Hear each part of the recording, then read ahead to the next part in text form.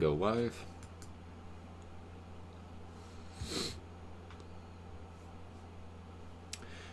Okay, we're back to Proclus's commentary on the Timaeus, and we just went through a division of the classes that the priest mentions as belonging to the kind of constitution of Sais, which is kind of an expanded version of the constitution of the Republic, meaning there are 6 classes instead of the 3 from the Republic, or maybe in a certain way there's 4, but anyway, we have Sais being a later image, both in the train of Athena. Athena's pattern, the cosmic veil, is the cosmic war and also the order of the cosmos, and it's that order of the cosmos that Athens is made in the image of, and then Sais likewise, but Sais in a more extended manner. And we will go on continuing to analyze these different classes in the state of Sais, rather. And I'm on the 3rd day of a fast right now. Yesterday I tried streaming. I couldn't do it. Just could not focus. And the 3rd day is like you get a little bit more clarity, but I'm still probably going to be somewhat slower than usual, so I apologize for that. But we'll go ahead and get started. The artificers also exercised their arts in such a manner that each was engaged in his own employment without mingling with that of other artists. The same method was likewise adopted by shepherds, hunters, and husbandmen. The whole of this tetractys has indeed the 3rd order, according to a section of the genre into 3, but is now enumerated by Plato as the 2nd, in order that through this, what is said may imitate the universe, in which the last is the middle, comprehended on all sides by more divine natures. For that which is most material and gross is enclosed by fabrication in the middle. So the earth, what is last of the elements, last of natures, is actually in the middle of the cosmos, surrounded by what is prior. And so now what is really the 3rd order is enumerated 2nd by Plato. I could trace down what exactly that means. I guess he hasn't handled another division of classes that he'll get to later, but he treats what is properly speaking last, which it makes sense. Artificers would be last, because they were like not untouchables in Athenian society, but it was like considered a low class thing to be a craftsman. The upper classes wouldn't work with their hands. And the tetractys is mentioned. I don't know exactly what the tetractys is that he's talking about. Tetractys has several different meanings. I don't see any number 4 that's obvious in all of this. We had the 3 classes from the Republic, the 6 classes of Sais, or maybe the tetractys is within the hierarchy of Sais somehow, but tetractyses are used. It's a concept from Pythagoreanism to show how there is a kind of unfolding of being within some given genre. So you start, like the archetypal tetractys of all would be the one, and then below that the monad and indefinite dyad, and then below that harmonia, and then below that the cosmos. And so there's 1, 2, 3, 4, and that will trace a bunch of different divisions. There's a document called How Many Tetractyses Are There that you can find in the Pythagorean source book. So you could look at that. But I think the meaning of tetractys here might somehow be synonymous with simply division. But anyway, there's a division here of some kind going on. Obviously, we're tracing it. And Plato recounts part of it out of order to reflect, says Proclus, the middle position in the cosmos of what is ontologically last. Okay. For thus alone can it be preserved, being adorned and guarded according to the whole of itself by all the comprehending natures in the universe. But again, it is here added that the fabricative art was not mingled with the other arts, nor in a similar manner any one of the others with the rest, but that each remained by itself in its own purity. For this not only produces accuracy and rectitude in appropriate works, but likewise affects the sympathy of the citizens, for all will thus be in want of all, in consequence of each not exercising many arts. For the builder will be in want of the husbandman of the shepherd of the hunter, and the hunter of the builder, and thus each being in want of the rest will not be unmingled with them. Hence there is sameness in conjunction with difference, and separation accompanied with union. Right? So the original quote, just to refresh, the artificers also exercised their arts in such a manner that each was engaged in his own employment without mingling with that of other artists. And that is to actually facilitate the unity of the state, not its separation. A potter is not a friend to a potter, is a saying, because people of the same profession don't have as much to gain from each other, and actually they're in competition. Next quote. The warlike genus, too, you will find, was separated from all the other genre, and was ordered by law to engage in nothing but what pertained to war. Proclus, everywhere indeed, but especially in the warlike genus, the unmingled and the separate are appropriate.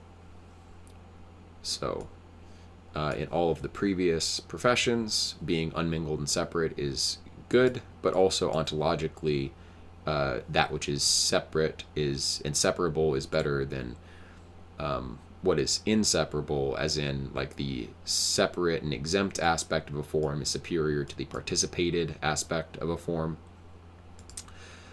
For they have an alliance, things that are unmingled and separated, to the highest order, which cuts off everything material and obliterates that which is disorderly and confused.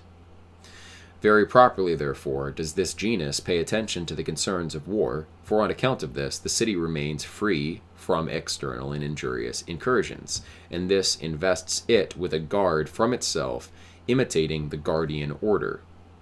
For as a guardian deity is present with the first, so likewise with the middle of the demiurgy.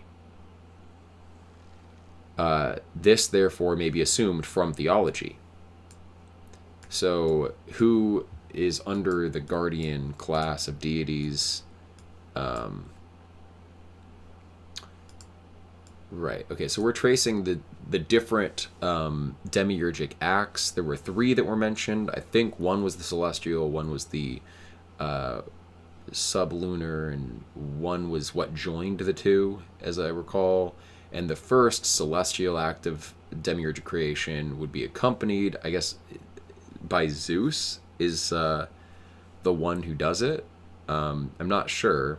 Likewise, the middle of the demiurgy, I'm not sure who that would equate to for the sublunary world. Maybe Hephaestus, right?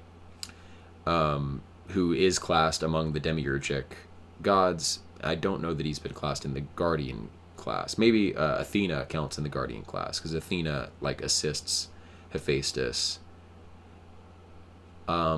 Okay, so, and another way of looking at it is that we're tracing the division of Sais, and Sais represents the secondary creation as opposed to Athens with the first. So again, not entirely sure who this guardian deity is, who's helping with the middle of the demiurgy, but we can assume that from theology. But by law in the universe, we must understand the divine institutions proceeding from the one demiurgic intellection. So the analogy here, the warlike genus was ordered by law to engage in nothing else, and here the law is the divine institutions proceeding from the one demiurgic intellection. Okay, for prior to mundane natures is the demiurgic law, which is seated by Jupiter and distributes together with him in an orderly manner all the providential inspection which exists in the universe. Right, so that law is not just delimitive of lower natures, but also involves an active and providential inspection of the higher, of what exists in the universe. So the God is not separate from that law. Next quote, a similar armor too, such as that of shields and darts, was employed by each. Each of the, I think he's saying in the text of the Timaeus here, similar weapons and armor by both the Satans and the Athenians. These we first used in Asia, the goddess in those places, as likewise happened to you, first pointing them out to our use. Okay. The narration, Proclus, extends the energy of Minerva, Athena, supernally from paradigms as far as to the last genre. For there are things connascent with this energy, participating of undefiled powers, more total and more partial, and which arrange the mundane genre from the middle fabrication.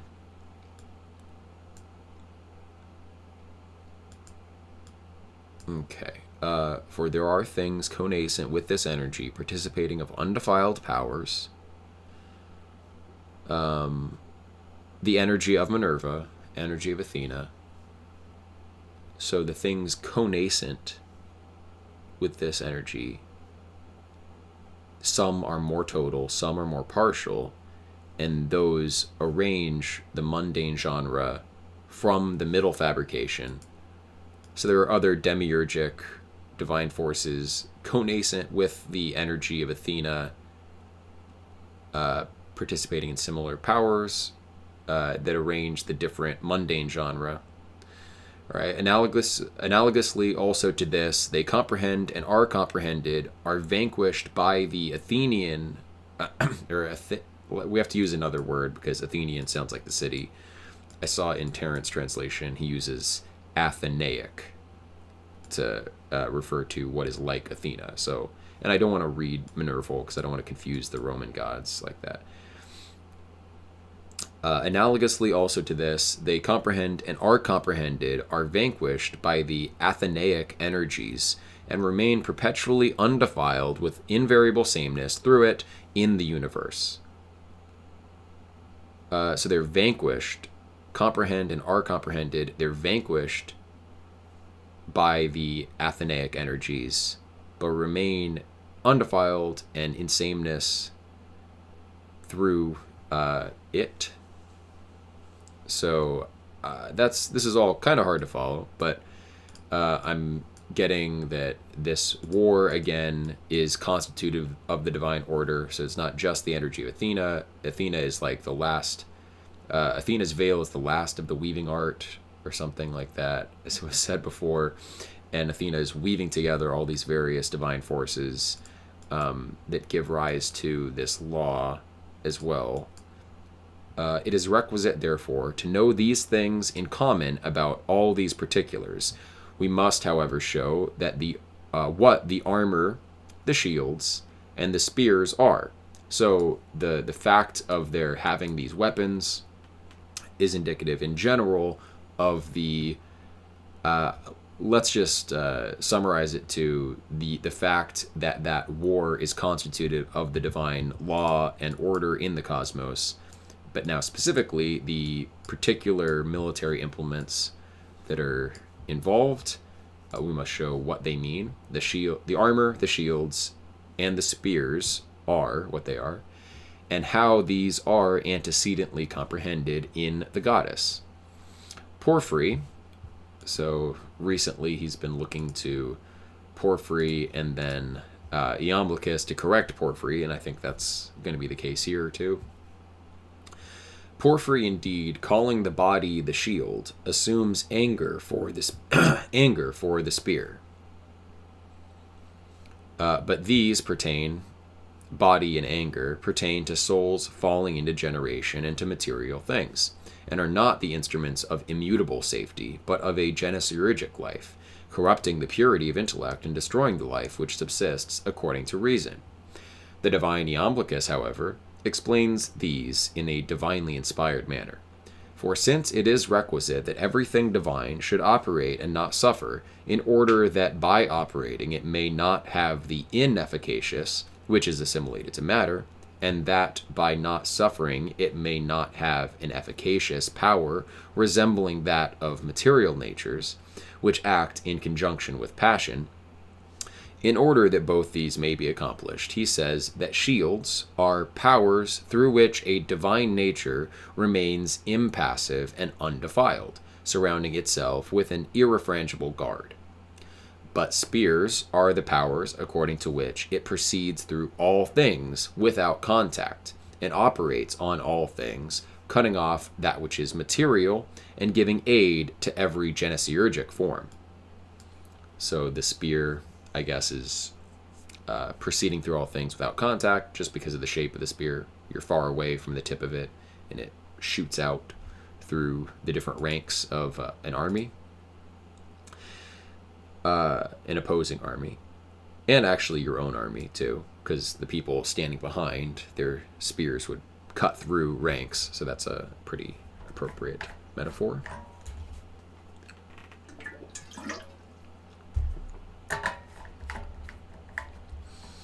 These powers, however, are first seen about Athena. Hence, in the statues of her, she is represented with a spear and shield. So the powers of remaining undefiled and impassive seems like those would certainly exist prior to Athena. Maybe they're first seen about Athena. I'm not sure why. And then proceeding without contact and operating on all things, cutting off the material and giving aid to the genesiurgic life forms. Athena can be first seen in that, I guess, because that divine veil is there from the beginning, from the order of the, world of generation. I mentioned before, like, Athena is lower in the intelligibles than, in a way, she is in the sensibles. Athena represents a very high-level principle and cosmically, and then not as high a principle intellectually. So the fact that we see these operations in her first maybe has to do with her relative position for in-cosmic beings. For she vanquishes all things, and according to theologists, remains without declination, and with undefiled purity in her Father.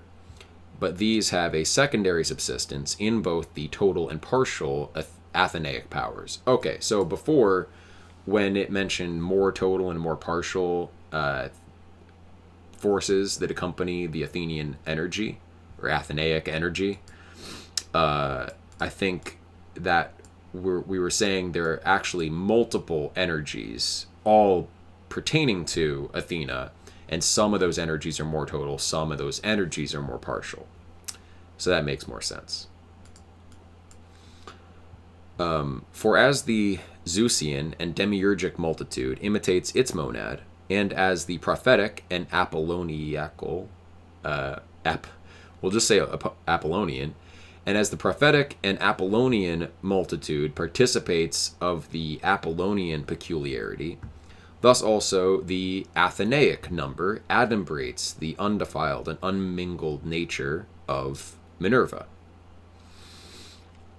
That's not the typical meaning of adumbration. Usually an adumbration is a condensed summary, whereas the Athenaic number is expanding, proliferating from the nature of Athena, but okay.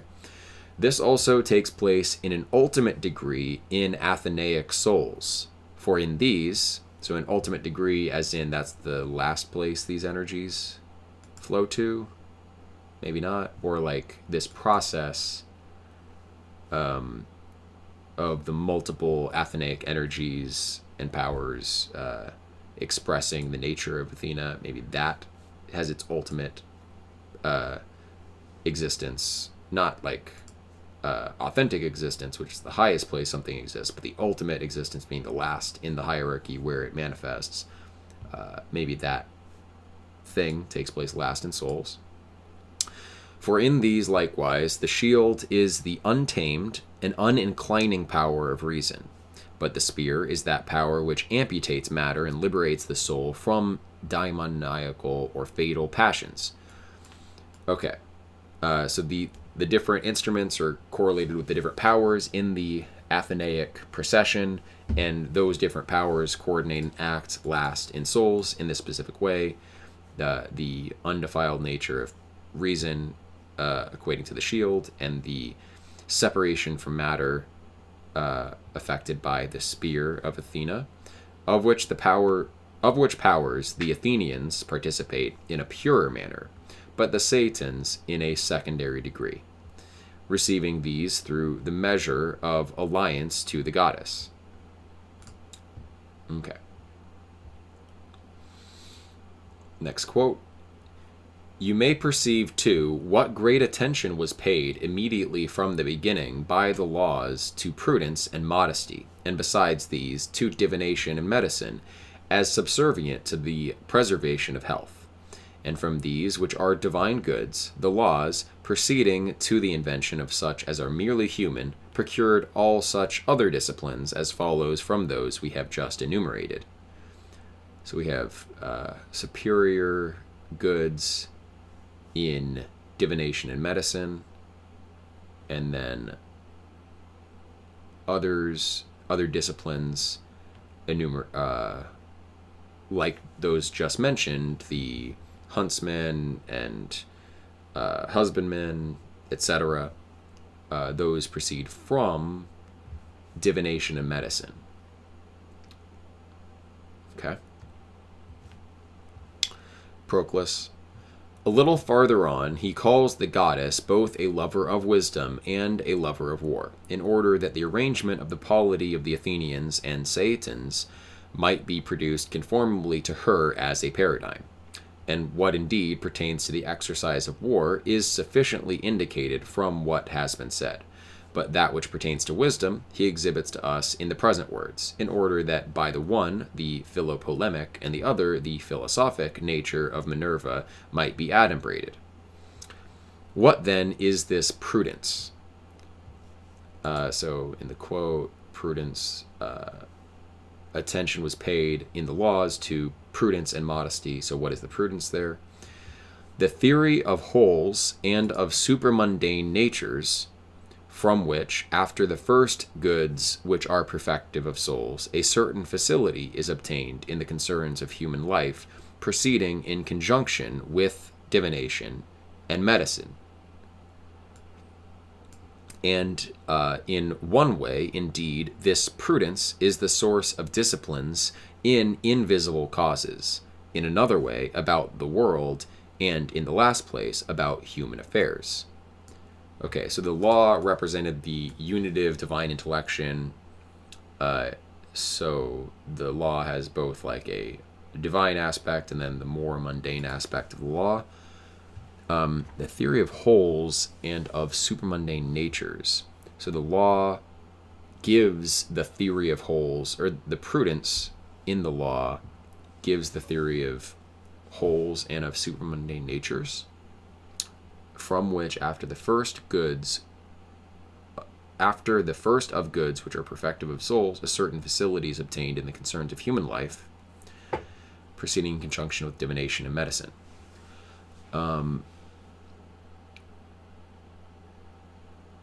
Okay. So I see what he's saying, I think.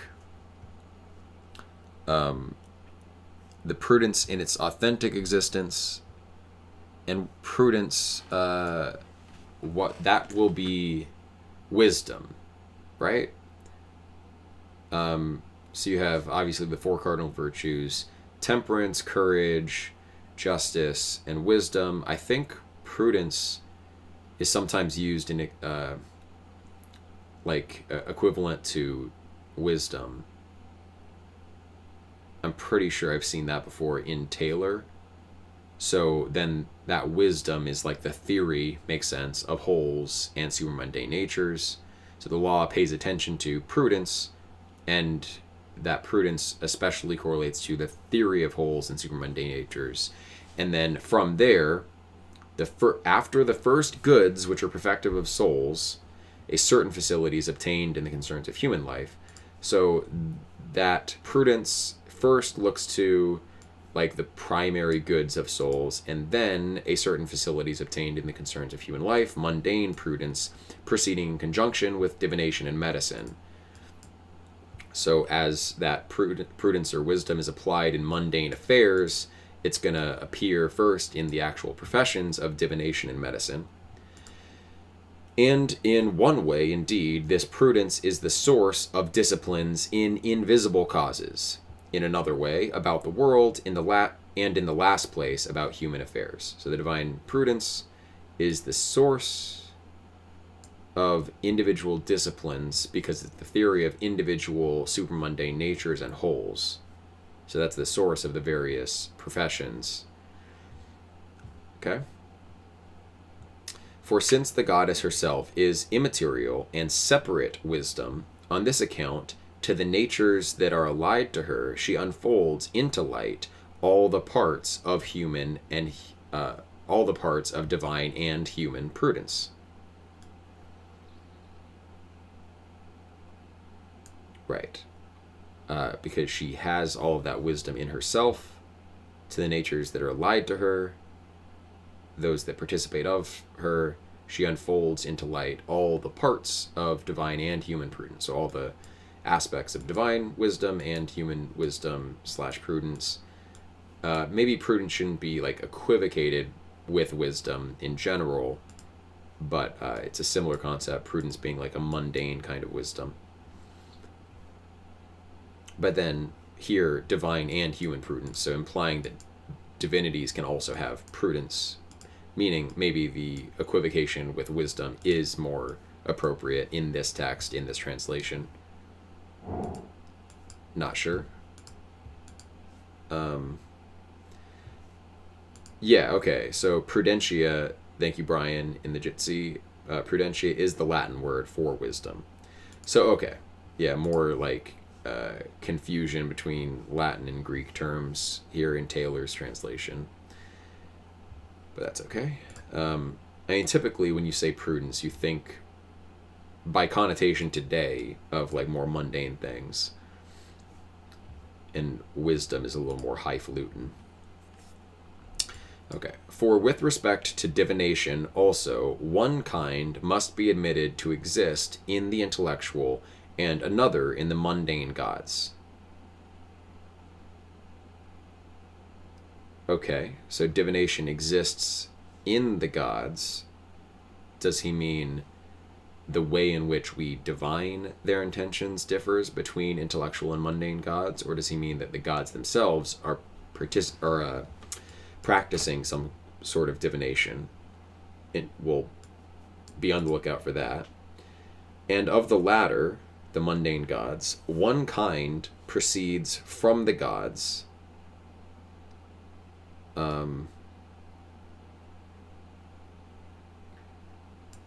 The kind of divination that exists in the mundane gods, that's the latter. The kind of divination that exists in the mundane gods, one kind of divination proceeds from the gods, another from the daimons, and another from the discursive energy of the human soul, existing rather as something artificial and conjectural.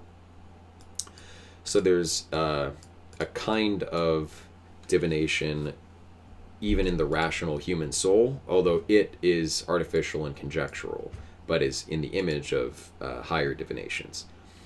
In a similar manner, also with respect to medicine, one kind indeed exists in the gods themselves, and this is of a Paeonian nature. Is that like the Roman version of Asclepius, or what?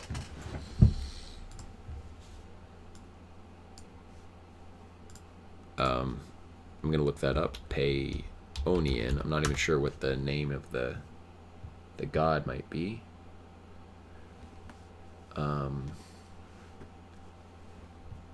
Well, it was a kingdom of the Paeonians. But is there a... Yeah, and when I look up Paeonia, that's a particular land. Paeonia god. It's just the kingdom. Oh, okay. So no, this is a Greek term. The etymology of the name peony, which is a kind of flower, can be traced back to the Greek god Paion. So let's look up Paion, a student of Asclepius, the father of medicine. It's also a metrical foot of one long syllable and three short syllables in any order for poetry, but in myth. Let's read about Paion real quick. There are multiple... Yeah, so Paion...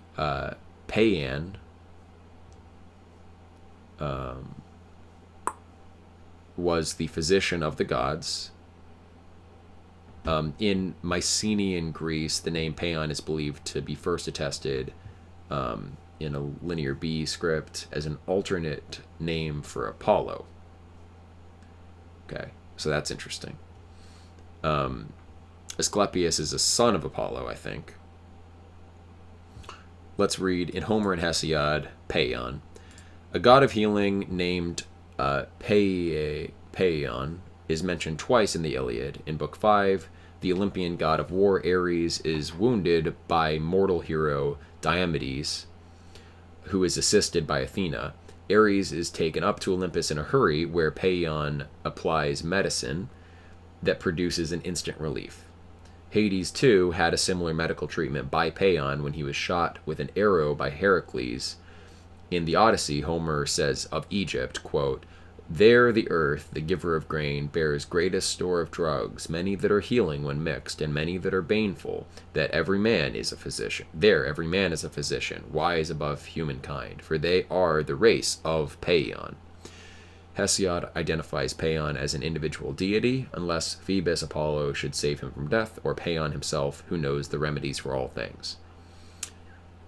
In time, Paion, more usually spelled Paian with an A, became an epithet of Apollo in his capacity as a god capable of bringing disease and therefore propitiated as a god of healing. Later, Paion becomes an epithet of Asclepius, the healer god. Okay, so here it's probably in the sense of an epithet of Asclepius. And that, what I said about him being a son of Asclepius, I think that was probably a source that shouldn't be trusted. Okay, one kind, indeed, of medicine exists in the gods themselves, and this is of a Paionian nature, Asclepian nature, physician of the gods. And what exactly that means, how the gods might need healing, should be explained. I hope he does.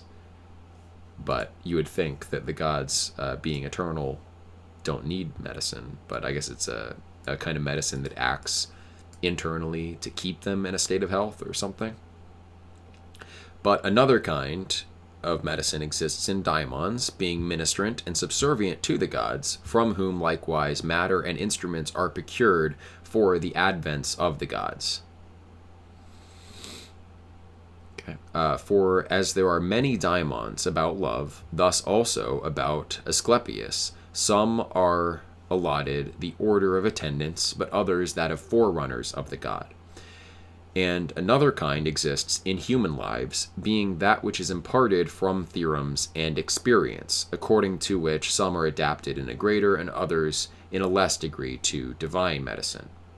So we have like our theoretical medicine and empirical medicine, and some are closer to the divine kind of medicine, some are further.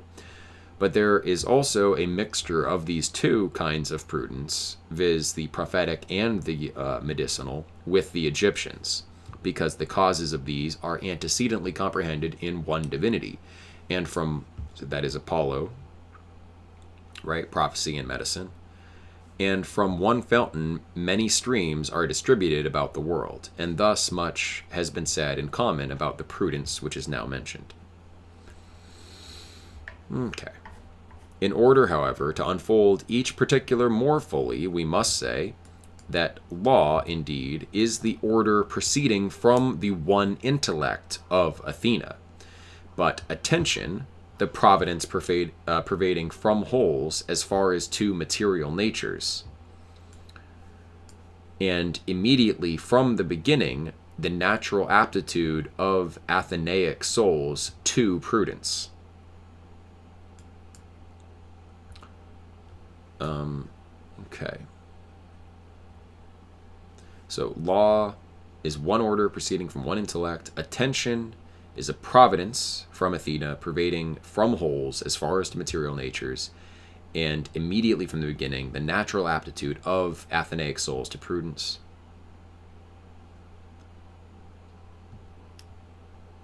Okay, immediately from the beginning is an interesting bit there.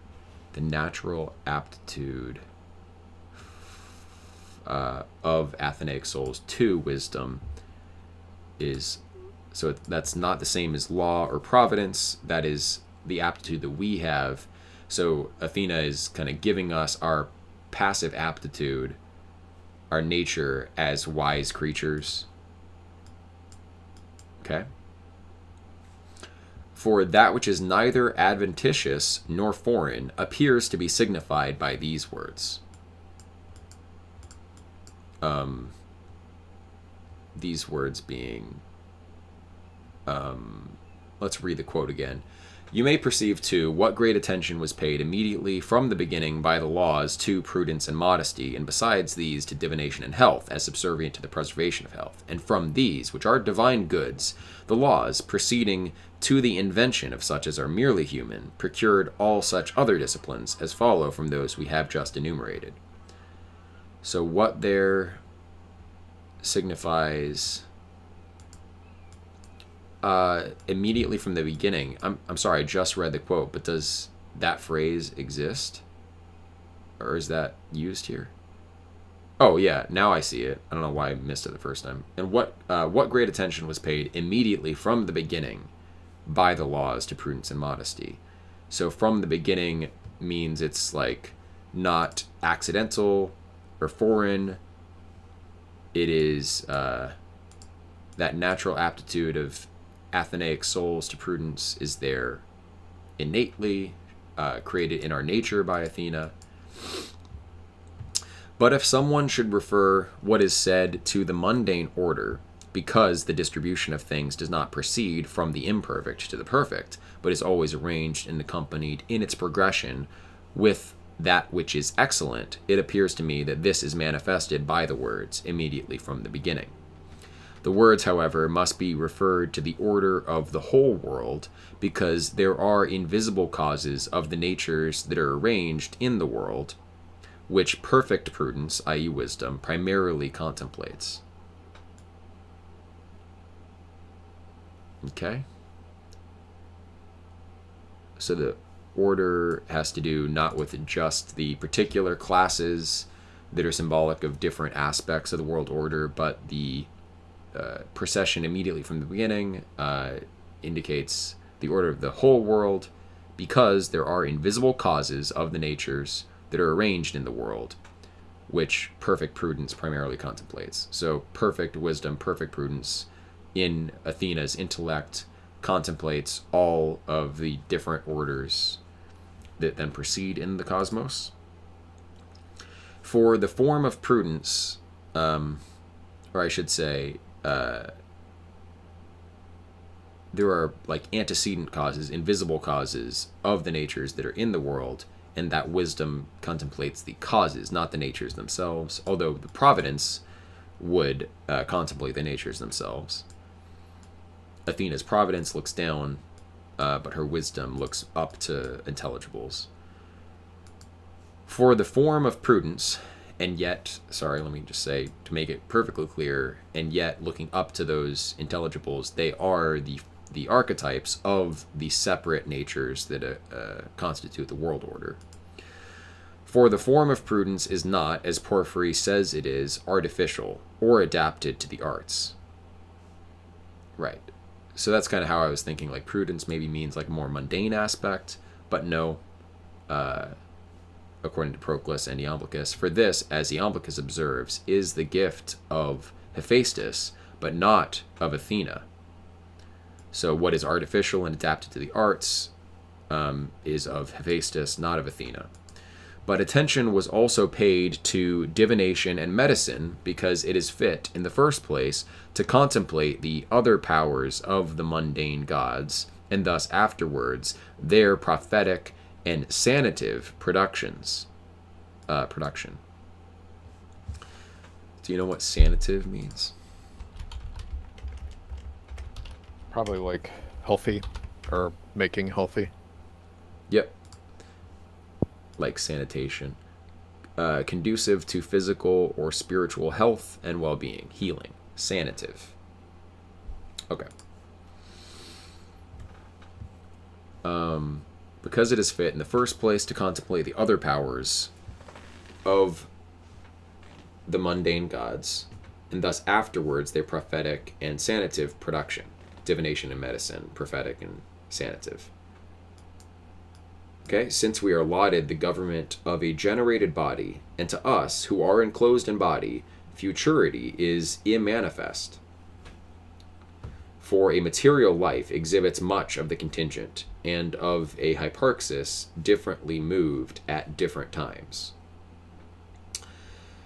But by such other disciplines as follow from these, he doubtless means geometry, astronomy, logistic, arithmetic, and sciences allied to these, all which the law having established, led the Athenians and Saetans to the possession of an admirable prudence, and thus much concerning these particulars. I thought when he said such other disciplines as follow from these...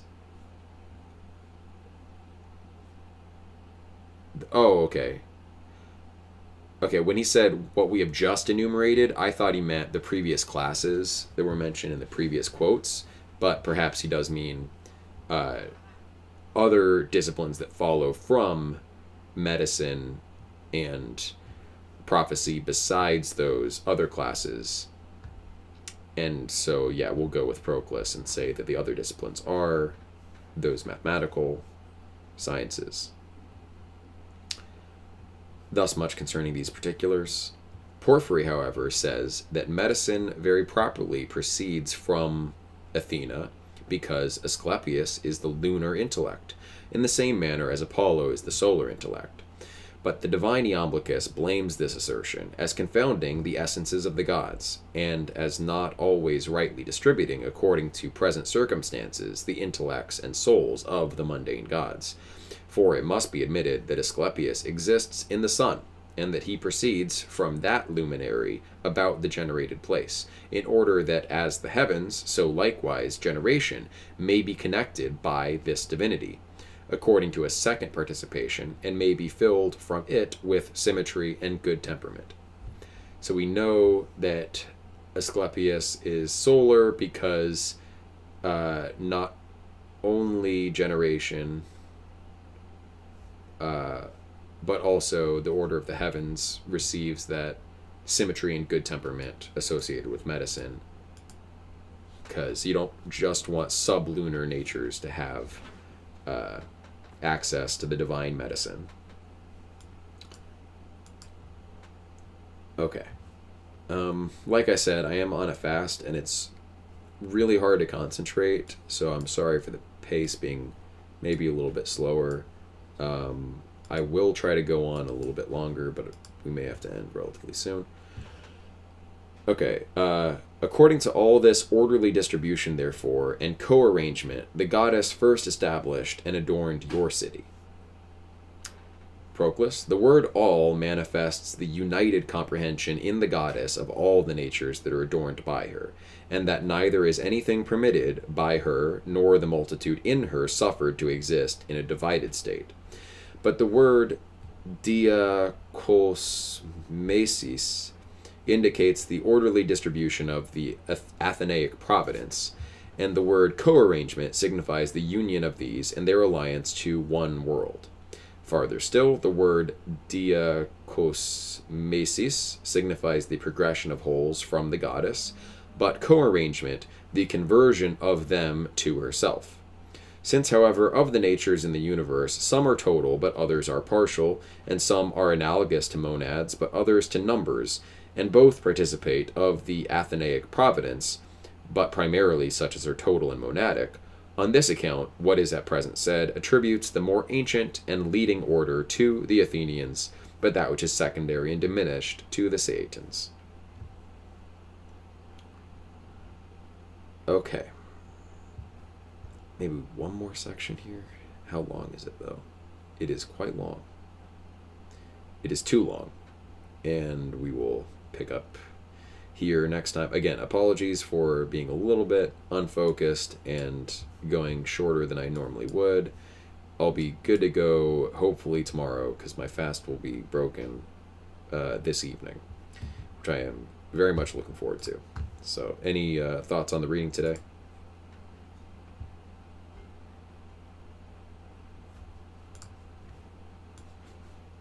Okay. Nothing in particular. Then, thanks everyone. Have a good rest of your day today. The groups, as usual, will be on tomorrow.